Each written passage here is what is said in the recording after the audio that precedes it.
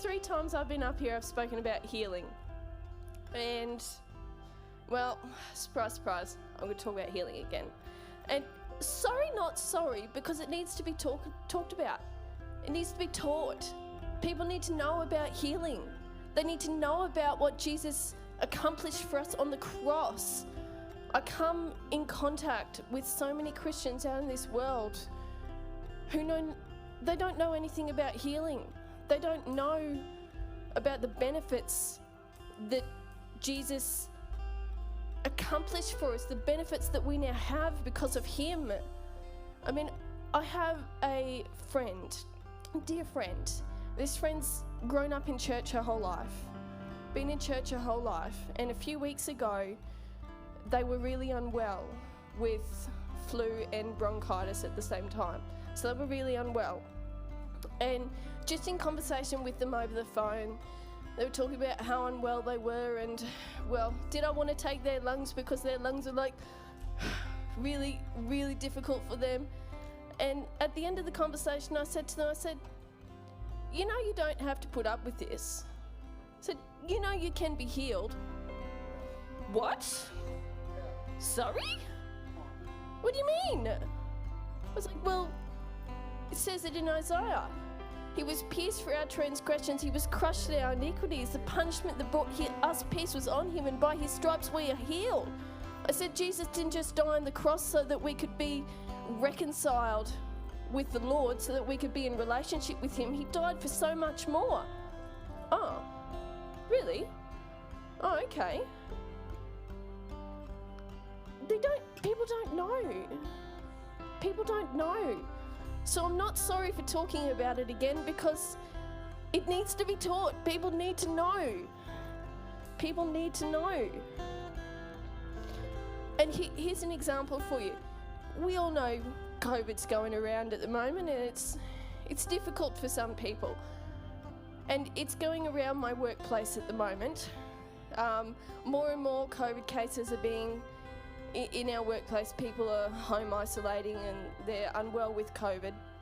Well, recently, someone in my immediate team came down with COVID, and I'd been in direct contact with them, even if it was just brief, direct contact with them a few days ago, like a few days towards the end of the week before, and it was a new week and the case had been announced to us, and we were being asked to, monitor for symptoms and to be wise and everything like that. And while the rest of my team was sitting there going, I was sitting there at my desk, silently, quietly, under my breath, declaring that no, COVID, you can just buzz off. You can buzz off in the name of Jesus. You can be gone because you have no power over me. Sickness has no power over me because I know what Jesus accomplished for me on the cross. And I declared that over and over and over again. And then I got on with it. And next thing I know, it's Tuesday afternoon and I'm sitting at my desk and it's all of a sudden this, hey, I forgot about COVID. I declared that it had no power over me, and I moved on and I got on with it, and I was fine, and I knew I would be fine. And you know what? I get it. Life is difficult sometimes. I don't know what a lot of you could be going through. I don't know what your journey's been like. I certainly know that my journey has a lot of ups and downs. I mean, I've had a family member who's been in hospital for the past week and a half. A very, very dear family member. And even I got caught up in the whirlwind of that and caught up in the anxiety of what was going on and would they be okay. And even for me, it took a while to get back to that place where I could just declare healing and declare peace over this family member. So I get it. Life is challenging. You know, we're not of this world anymore, but we still got to live in this world. There's still a lot of brokenness and hurt and anger and pain that surrounds us every day. But despite all of that, we can we are healed. You don't have to understand healing to receive it. You don't have to understand it. All you need is faith as small as a mustard seed. I'll wear my favourite bracelet today. Faith, it has a mustard seed.